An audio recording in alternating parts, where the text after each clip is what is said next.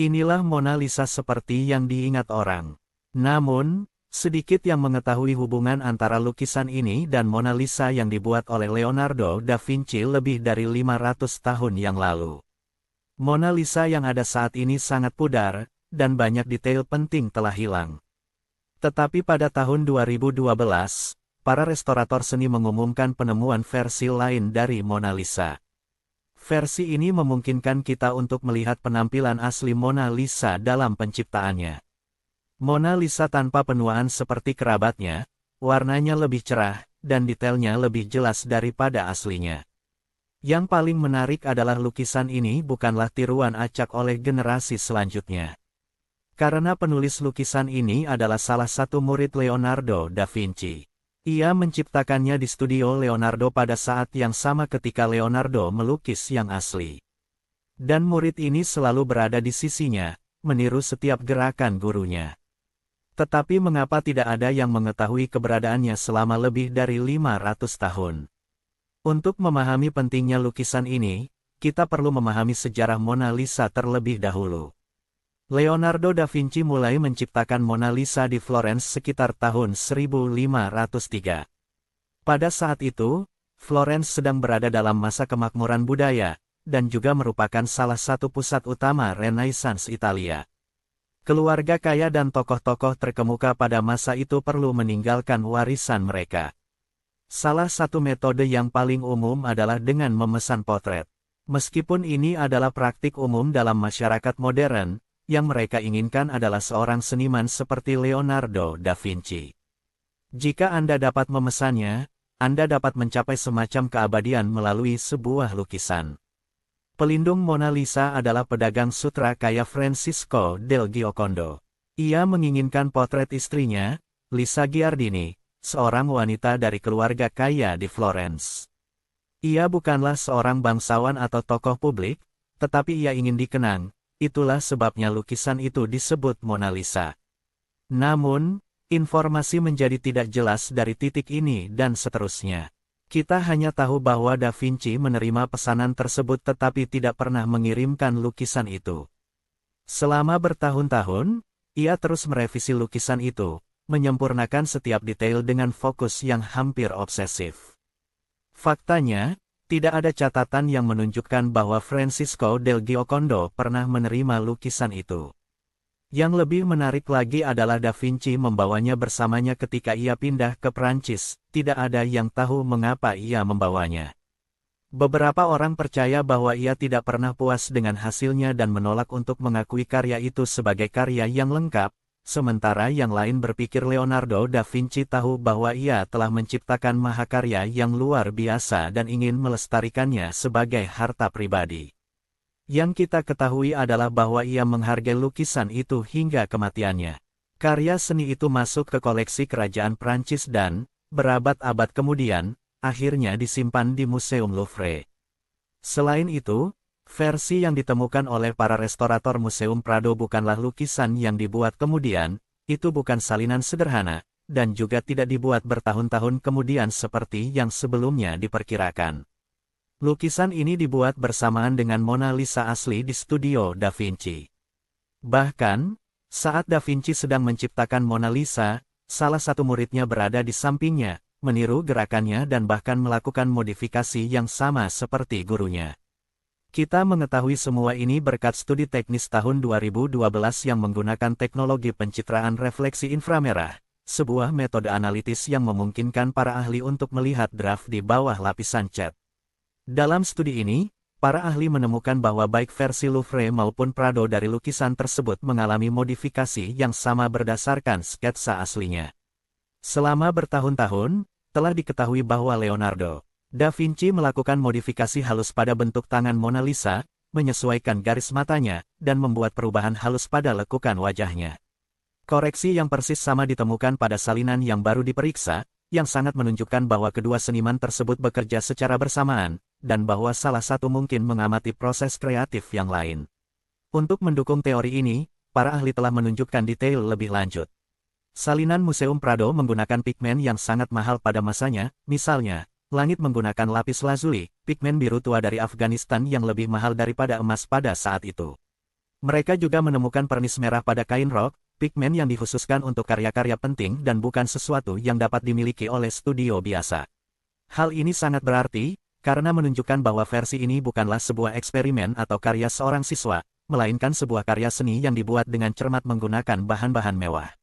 Identitas senimannya masih menjadi misteri. Beberapa menduga itu adalah asisten pribadi dan murid Leonardo da Vinci, sementara beberapa sejarawan berspekulasi tentang hubungan khusus antara dia dan da Vinci.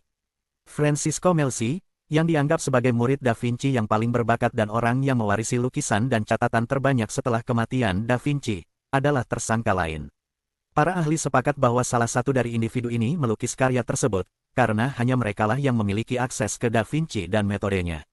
Oleh karena itu, kita mungkin tidak sedang berhadapan dengan salinan yang dibuat bertahun-tahun kemudian, melainkan Mona Lisa kedua, yang dibuat secara bersamaan di ruangan yang sama oleh salah satu murid da Vinci menggunakan pigmen terbaik di dunia, mereplikasi setiap detail dengan sempurna seolah-olah dua pikiran bekerja dalam sinkronisasi sempurna. Namun, ceritanya tidak berakhir di situ. Mengapa lukisan ini menghilang selama berabad-abad? Mengapa tidak pernah disebutkan? Untuk waktu yang lama, Museum Prado menganggapnya sebagai salinan Mona Lisa. Faktanya, ketika lukisan itu ditemukan, latar belakangnya sepenuhnya tertutup lapisan cat hitam, menunjukkan bahwa seseorang mungkin telah memutuskan untuk memodifikasinya pada suatu waktu, tetapi tidak ada yang tahu mengapa. Selama berabad-abad, yang terlihat hanyalah seorang wanita berdiri sendirian di depan latar belakang gelap yang datar tidak ada pemandangan, tidak ada petunjuk yang menghubungkannya dengan Mona Lisa. Lebih jauh lagi, lapisan pernis yang menutupi lukisan itu rusak parah. Para konservator pada saat itu merasa seluruh lukisan tampak kusam, menguning, dan tidak bersemangat, sehingga banyak yang percaya bahwa itu adalah salinan gelap berkualitas rendah. Namun, yang membingungkan, para ahli percaya bahwa panel kayu itu terbuat dari kayu karet. Detail ini sangat penting, karena kayu karet umumnya digunakan oleh pelukis Skandinavia, bukan seniman Italia. Selama beberapa generasi, para sarjana menganggapnya sebagai peniru Skandinavia, yang tidak layak untuk dipelajari secara mendalam. Untungnya, pada tahun 2012, konservator Museum Prado memulai penelitian mendalam. Setelah restorasi, mereka menemukan sesuatu yang mengejutkan, panel kayu di bawah lukisan itu bukanlah kayu ek tetapi kayu kenari, bahan yang banyak digunakan di Italia selama Renaissance. Koreksi pada poin ini, bersamaan dengan terungkapnya manuskrip asli melalui pencitraan refleksi inframerah, memungkinkan para ahli untuk mengkonfirmasi bahwa karya ini dibuat sekitar waktu yang sama dengan Mona Lisa asli. Meskipun bukan karya Leonardo da Vinci sendiri, keberadaannya sama berharganya. Begitu berharganya sehingga pada tahun 2012, Museum Louvre dan Prado memamerkan kedua versi tersebut secara bersamaan. Ini adalah pertama kalinya dunia melihat dua Mona Lisa dengan komposisi identik, yang dipisahkan oleh berabad-abad pelestarian. Banyak yang mempertanyakan mengapa, meskipun kedua lukisan tersebut dibuat pada waktu yang sama, Mona Lisa berada dalam kondisi yang sangat buruk sementara yang lainnya sangat terawat. Jawabannya terletak pada bahan yang digunakan.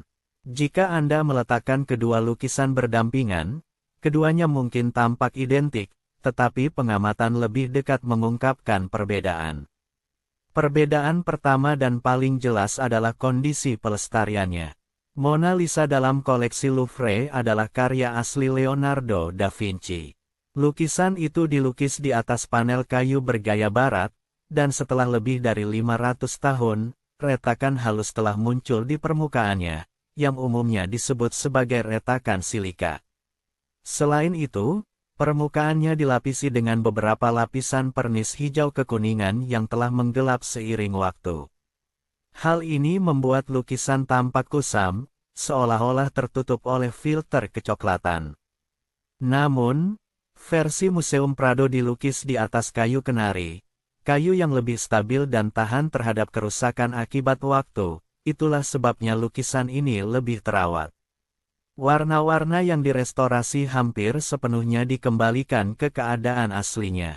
Dalam versi ini, kita bahkan dapat melihat bahwa langit berwarna biru, ladang berwarna hijau, gaun memiliki tekstur dan kedalaman, dan bahkan ada transparansi halus yang hampir tidak terlihat dalam versi Louvre. Detail lainnya juga luar biasa, misalnya, versi Mona Lisa di Louvre tidak memiliki alis, sebuah fakta yang telah memicu berbagai spekulasi. Selama bertahun-tahun, para ahli bertanya-tanya apakah Leonardo da Vinci melukis alis, atau apakah pigmen yang digunakan untuk melukis alis tersebut hilang seiring waktu. Namun sekarang, dengan adanya versi Prado, kita dapat memastikan bahwa Mona Lisa asli memang memiliki alis, hanya saja alisnya perlahan menghilang seiring waktu. Ketika kita melihat kedua versi tersebut berdampingan, rasanya seperti kita sedang melihat kehidupan lukisan itu, karena kita dapat melihat bagaimana Mona Lisa awalnya dibuat lebih dari 500 tahun yang lalu. Meskipun penemuan lukisan ini signifikan, kontroversi seputar versi ini masih ada. Bagi banyak orang, lukisan ini tetaplah sebuah salinan, dan oleh karena itu, orang-orang percaya bahwa lukisan ini seharusnya tidak mendapatkan pengakuan yang sama seperti karya asli Leonardo da Vinci.